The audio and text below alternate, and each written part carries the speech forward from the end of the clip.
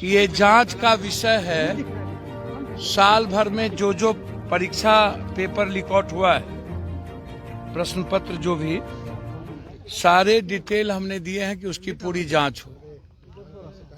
दूसरा, बीपीएससी का जो नया एग्जामिनेशन हुआ उसमें भी जो क्वेश्चनायर थे वो बहुत ही बिल्कुल सीधा दिख रहा था कि आपने जो शंका थी वही बनी भी रही और उसी तरह के क्वेश्चन को आपने लिया। बीपीएससी के पूरे प्रकरण की जांच, उन्होंने आश्वासन दिया कि हम जांच करवाएंगे और जो लोग भी इसमें इन्वॉल्व हैं उसकी संपत्ति की भी जांच। इसमें यह भी मैंने कहा कि सिपाही घोटाले में संजीव की पत्नी का फोटो किसके किसके साथ है, क्या कारण है, कौन कौन नेता हैं जिसके साथ बैठ के वो मजे ले रहे हैं, जो कोई अपने को कहते हैं कि मैं बड़ा आदमी हूँ, बड़ा नेता हूँ। सभी इन घोटालेबाज का जो रिश्ता है इन नेताओं से है, जो लोग बीपीएससी या छात्र के बड़े हिमायती बोलते हैं। तो हमने पूरी जांच की मांग मैंने की है बीपीएससी का, और मैंने कहा कि जांच वर्तमान न्यायाधीश से हो तो ज्यादा अच्छा। आप हाईकोर्ट के जज से बात करें और सरकार से बात करें कि इसकी जांच हो जाए। तो एक व्यापक चर्चा हुई, गवर्नर साहब इसमें इंटरेस्टेड भी हैं। कल महागठबंधन के लोग भी मिले थे, उन मुद्दों को लेकर के भी गवर्नर साहब ने कहा कि हम लोगों से विस्तृत चर्चा हुई है। और पहले भी मेरी फोन पर गवर्नर साहब से जब ये बेंगलोर गए थे तो इस संदर्भ में बातचीत हुई थी। उन्होंने बच्चों पर कोई केस नहीं होगा ये इंश्योरेंस दिया है, और जांच भी हम माध्यम बनेंगे और बच्चों को जस्टिस हम दिलाने का प्रयास करेंगे। उन्होंने ये बात हमसे कही है। अब आपको कुछ पूछना हो तो हमसे आप पूछ सकते हैं। अब देखिए, एक बात सुनिए, मेरी बात समझिए। मैं ऐसे कोई चर्चा नहीं करना चाहूंगा।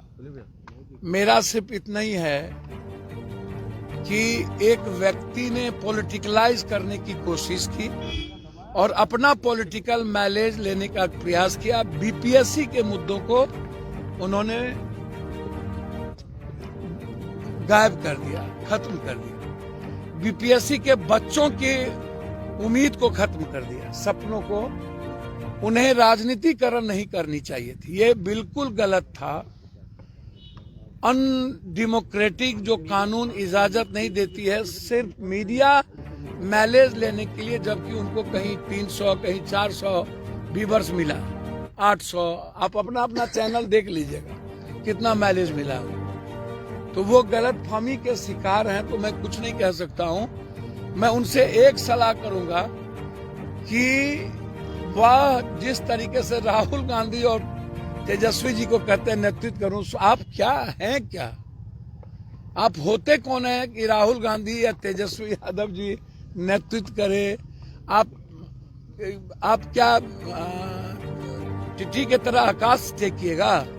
तो उन्होंने 3 दिन मात्र पॉलिटिकलाइज किया है और बीपीएससी के मुद्दों को गायब कर दिया, पेपर लीक के मुद्दों को उन्होंने गायब कर दिया। और कुछ सोशल मीडिया और कुछ पत्रकारों ने उनको बैठे बैठे बीपीएससी का मुद्दा गायब कर दिया और मुख्यमंत्री बना दिया। तो आप सोचिए ना, बीपीएससी मुद्दा पर चर्चा नहीं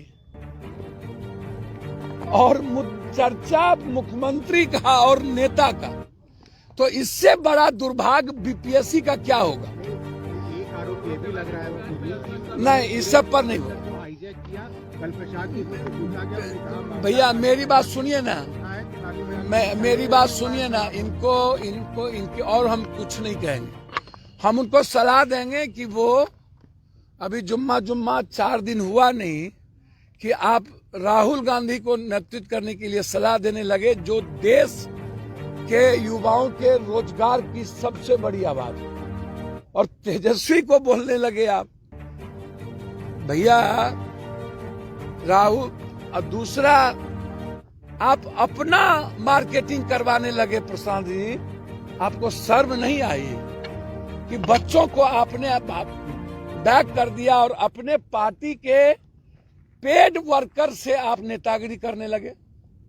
आपको शर्म नहीं आया? ये पेड वर्कर से नेतागिरी और कुछ सोशल मीडिया को पैसा देके मुख्यमंत्री बनने लगे आप, और सोशल मीडिया जिसका कोई व्यूअर्स नहीं उसको आप नेतागिरी करवाने लगे। तो मेरा आग्रह है कि अब ये जो मामला है, ये लड़ाई बड़ी हो गई है, इसीलिए कंटिन्यू लड़ाई, महागठबंधन भी, सभी लोग, हम लोग साथ हैं। 12 तारीख को बिहार बंद करने का हमने निर्णय लिया है।